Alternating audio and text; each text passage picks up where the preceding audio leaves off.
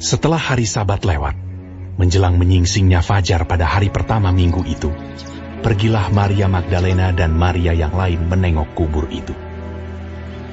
Maka terjadilah gempa bumi yang hebat, sebab seorang malaikat Tuhan turun dari langit dan datang ke batu itu, dan menggulingkannya, lalu duduk di atasnya. Wajahnya bagaikan kilat, dan pakaiannya putih bagaikan salju. Dan penjaga-penjaga itu gentar ketakutan, dan menjadi seperti orang-orang mati. Akan tetapi malaikat itu berkata kepada perempuan-perempuan itu, "Janganlah kamu takut, sebab aku tahu kamu mencari Yesus yang disalibkan itu.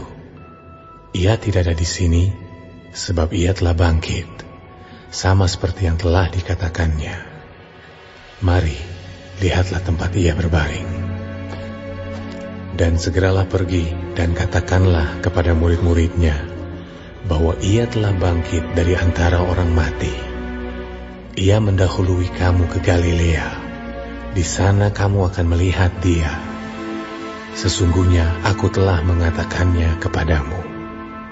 Mereka segera pergi dari kubur itu dengan takut dan dengan sukacita yang besar, dan berlari cepat-cepat untuk memberitahukannya kepada murid-murid Yesus.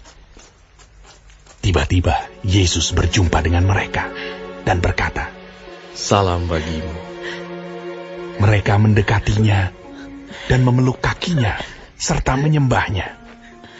Maka kata Yesus kepada mereka, "Jangan takut. Pergi dan katakanlah kepada saudara-saudaraku, supaya mereka pergi ke Galilea. Dan di sanalah mereka akan melihat aku." Ketika mereka di tengah jalan, datanglah beberapa orang dari penjaga itu ke kota dan memberitahukan segala yang terjadi itu kepada imam-imam kepala.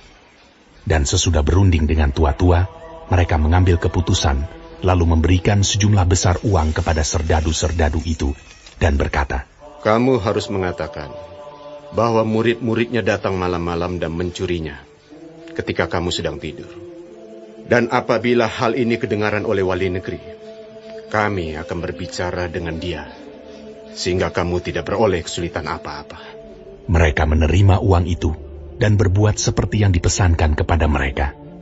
Dan cerita ini tersiar di antara orang Yahudi sampai sekarang ini. Dan ke-11 murid itu berangkat ke Galilea, ke bukit yang telah ditunjukkan Yesus kepada mereka. Ketika melihat dia, mereka menyembahnya, tetapi beberapa orang ragu-ragu. Yesus mendekati mereka dan berkata, "Kepadaku telah diberikan segala kuasa di sorga dan di bumi. Karena itu pergilah, jadikanlah semua bangsa muridku, dan baptislah mereka dalam nama Bapa dan Anak dan Roh Kudus. Dan ajarlah mereka melakukan segala sesuatu yang telah kuperintahkan kepadamu. Dan ketahuilah, aku menyertai kamu senantiasa sampai kepada akhir zaman."